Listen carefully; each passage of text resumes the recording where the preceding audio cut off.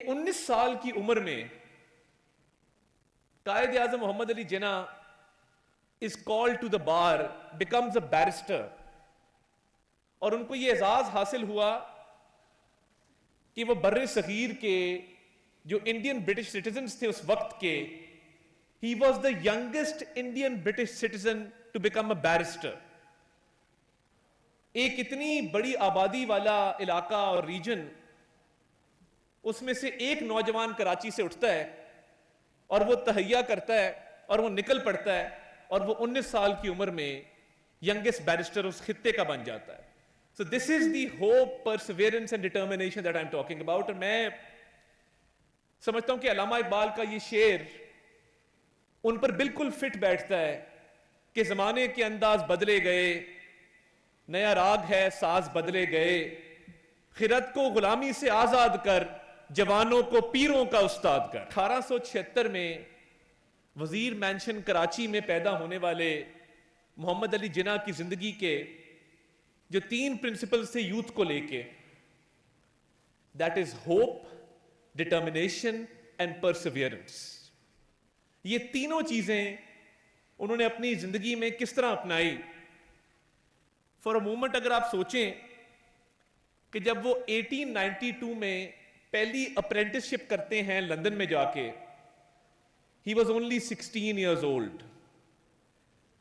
और मैं इस पे यूथ की तवज्जो चाहूंगा कि आप सोचें कि 16 साल का एक बच्चा जो कराची से लंदन जाता है और लंदन में अप्रेंटिसशिप करता है, और अप्रेंटिसशिप के दौरान वो ये फैसला करता है कि मैंने अपना करियर जो है वो लॉ की फील्ड में परसू करना है। और जब वो ये फैसला करता है, and I am talking about determination and Perseverance, और ये कहने का मकसद ये है कि जो चीज आप ठान लें, फैसला कर लें और डिटर्मिन्ड हो जाएं, तो फिर अल्लाह ताला आपकी मदद करता है, and you can achieve the impossible. और क्या नतीजा निकला इस चीज का कि जब 16 साल के मोहम्मद अली जिन्ना ने यह फैसला किया कि मैंने अप्रेंटिसशिप के बाद मैंने लॉ करना है, मैंने लिंकन्स इन जाना है। और लिंकन्स इन जाने की वजह भी मैं आपको बयान करूंगा कि इंस ऑफ कोर्ट हैं जहां से आप बैरिस्टर बनते हैं। And why he chose Lincoln's in, historians ये लिखते हैं कि उन्होंने लिंकन्स इन का इंतखाब इसलिए किया कि लिंकन्स इन की बिल्डिंग के अंदर जिन लॉ गिवर्स के नाम इंस्क्राइब्ड हैं, लिखे हुए हैं, उसमें हजरत मोहम्मद सल्लल्लाहु अलैहि वसल्लम का नाम भी एज अ लॉ गिवर वहां पे लिखा हुआ है। That was his reason for choosing Lincoln's in to become a barrister. और उसका नतीजा क्या निकलता है कि 19 साल की उम्र में कायद आजम Mohammad Ali Jinnah is called to the bar, becomes a barrister, और उनको यह एजाज हासिल हुआ कि वो बर्रे सगीर के जो इंडियन ब्रिटिश सिटीजन्स थे उस वक्त के, he was the youngest Indian British citizen to become a barrister.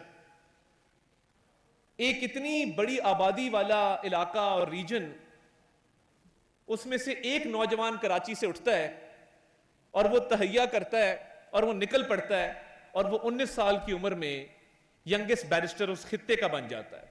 So this is the hope, Perseverance and determination that I am talking about. और मैं समझता हूं कि अल्लामा इकबाल का ये शेर उन पर बिल्कुल फिट बैठता है कि जमाने के अंदाज बदले गए, नया राग है साज बदले गए, खिरत को गुलामी से आजाद कर, जवानों को पीरों का उस्ताद कर।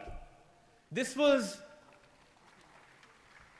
इकबाल के इस शेर को अगर आप देखें तो कायद आज़म मोहम्मद अली जिन्ना ने अपनी जवानी में वो कुछ अचीव किया जो आजकल के नौजवान शायद बहुत लेट सोचते हैं उसके बारे में।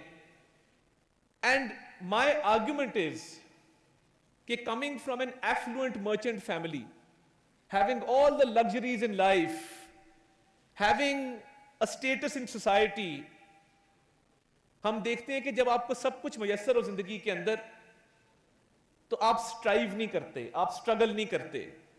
आप कहते हैं कि मुझे क्या जरूरत है स्ट्रगल करने की या स्ट्राइव करने की, मेरे पास तो अल्लाह का दिया सब कुछ है। بٹ ڈسپائٹ دیٹ آپ ان کی اسٹرگل دیکھیں, ان کی اسٹرائیو دیکھیں اور ان کی ڈٹرمنیشن دیکھیں. اور اس کے بعد اگلا جو زندگی کا مرحلہ ہے, میں not here to give a lecture on history, but some aspects of his life I want to highlight, کہ جس پہ بات بہت کم ہوتی ہے. early years of his life. ہم پاکستان بننے کی بات بھی کرتے ہیں, پاکستان 1930s 1940s کی ہم بہت بات کرتے ہیں, بٹ یہ جو پہلو ہے ان کی جوانی کا, یہ اکثر کہیں اس چیٹر کے اندر تھوڑا بیک گراؤنڈ میں چلا جاتا ہے. تو آپ اگر ان کی زندگی کا اگلا حصہ دیکھیں کہ جس کے اندر as a lawyer, as a politician and as a practitioner وہ زندگی کے اندر آئے, پریکٹیکل زندگی کے اندر, تو وہ ٹوٹل دو چیزوں پہ مبنی تھا. ایک اصول اور دوسرا پروفیشنل کیپیبلٹی. جب اصولوں کی بات آئی تو آپ جب ہسٹری اسٹڈی کریں گے تو آپ کو یہ چیز نظر آئے گی کہ کانگریس سے جب ان کی راہیں جدا ہوتی ہیں وہ اصولوں کی بنیاد پہ ہوتی ہیں. ان کو وہ سب کچھ جو کانگریس کرنا چاہ رہی تھی تھرو سول ڈس اوبیڈینس اس وقت وہ قابل قبول نہیں تھا. He had his own vision of attaining autonomy and independence. تو زندگی میں کبھی اصولوں پر کمپرومائز نہیں کیا. اور میں آپ کو ضرور ارج کروں گا جتنے ینگسٹرز یہاں بیٹھے ہیں کہ آپ ان کا 1908 کا کوکس کیس ضرور پڑھیں, فیروز شاہ مہتا والا. ایڈیسن صاحب, یہ لوکل گورنمنٹ کا ایک کیس تھا اور وہی ہوا کہ 16 لوگوں کا ایک پینل بنتا تھا جو الیکٹ ہوتے تھے. And Feroze Shah Mehta was elected every time, but the European caucus decided کہ اس دفعہ ہم 16 کا پینل ایسا دیں گے کہ فیروز شاہ مہتا جو ہے وہ آؤٹ ہو جائیں گے اور وہ لوکل گورنمنٹ میں بمبئی کی کارپوریشن میں الیکٹ نہیں ہو سکیں گے. اور اس کا نتیجہ کیا نکلا کہ جو 16واں کینڈیڈیٹ الیکٹ ہوا اس 16 کے پینل میں ان کی کمپنی کے کچھ کانٹریکٹس تھے جو بامبے کی میونسپل کارپوریشن نے ان کو اوارڈ کیے ہوئے تھے. there was a conflict of interest and Feroz Shah Mehta being a barrister himself, انہوں نے وہ کیس محمد علی جناح کو as a young budding lawyer دیا اور وہ کیس نہ صرف انہوں نے جیتا بلکہ وہ ممبر ڈسکوالیفائی ہوا اور فیروز شاہ مہتا کو جو ہے بامبے کی کارپوریشن میں بحال کیا گیا. So this is the kind of professional competence جس واحد کیس نے ان کو he rose to prominence. اس کے بعد تو لائن لگ گئی اور جب ایڈوکیٹ جنرل بمبئی نے انہیں کہا کہ آپ ہمارے چیمبر میں کام کیجئے, اور انہوں نے کام کیا اور شروع کے 6 ماہ کے بعد انہوں نے کہا کہ ہم آپ کو پکی پوزیشن آفر کرنا چاہتے ہیں and we will be paying you 1500 rupees a month. تو انہوں نے یہ آفر ٹھکرا دی یہ کہتے ہوئے کہ یہ میں اس طرح کا وکیل بننا چاہتا ہوں کہ 1500 روپے تو میں ایک دن کے کما لیا کروں گا, آپ مجھے 1 مہینے کے یہ آفر کر رہے ہیں. So this was the kind of determination جب پروفیشنل کمپٹنس کی بات آتی ہے. اور میں یہ ضرور کہنا چاہوں گا کہ ایک ایسپیکٹ یہ بھی ہے کہ جب ان کو for his parliamentary performance as a parliamentarian knighthood offer کیا گیا 1925 میں لارڈ ریڈنگ کی طرف سے, تو انہوں نے وہ آفر ٹھکرائی اور انہوں نے کہا کہ I would prefer to be called plain Mr. Jinnah. اور نائٹ ہوڈ ٹھکرانا اس وقت میرا خیال ہے بہت کم یہ ٹرینڈ تھا کہ کوئی نائٹ ہوڈ کو بھی ٹھکرائے. اور پھر باقی اٹس پارٹ آف ہسٹری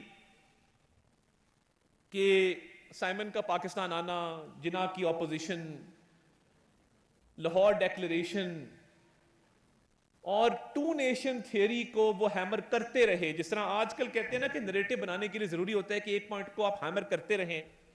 ایک اصول جو انہوں نے نہیں چھوڑا وہ 2 قومی نظریہ تھا, that was the 2 nation theory.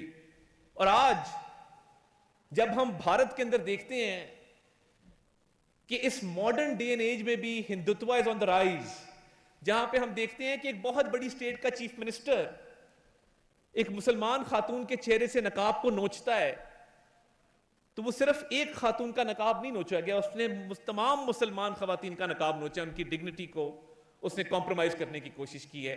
Every such act, it endorses strengthens and legitimizes the two-nation theory according to which Pakistan came into being. ہر گزرتے دن کے ساتھ ہمارا ایمان پکا ہوتا ہے اور ہمارا جو بلیف ہے یہ سٹرونگ ہوتا ہے کہ ٹو نیشن تھیوری جس کے قائد اعظم سب سے بڑے ایڈوکیٹ تھے اور جس ٹو نیشن تھیوری کی سٹرگل کے نتیجے میں آج یہ ملک بنا اور ہم آزاد فضاؤں میں سانس لے رہے ہیں، یہ ٹو نیشن تھیوری ہمیشہ درست رہے گی.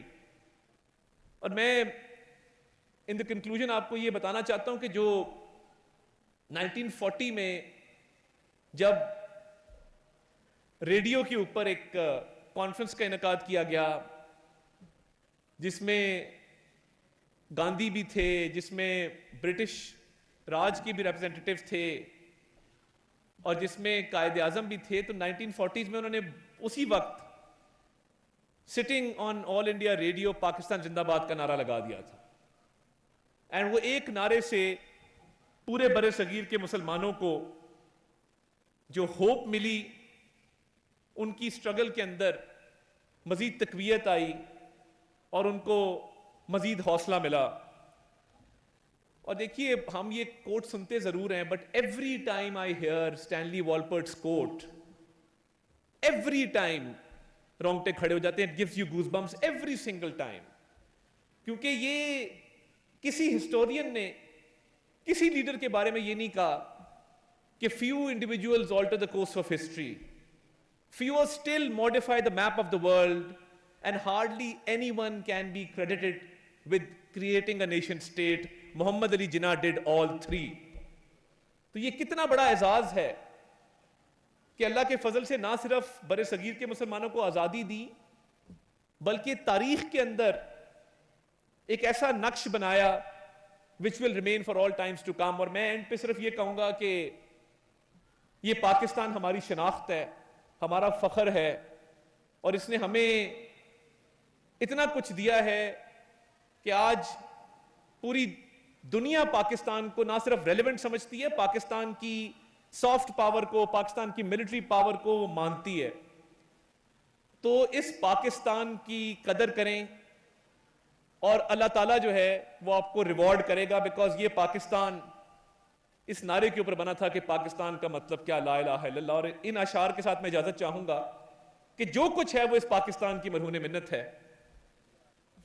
یہ پروین شاکر کا ایک شعر ہے کہ بخت سے کوئی شکایت ہے نہ افلاک سے ہے، بخت سے کوئی شکایت ہے نہ افلاک سے ہے، یہی کیا کم ہے کہ نسبت مجھے اس خاک سے ہے، اور بزم انجم میں کبا خاک کی اوڑی میں نے، اور میری ساری فضیلت اسی پوشاک سے ہے. پاکستان زندہ باد.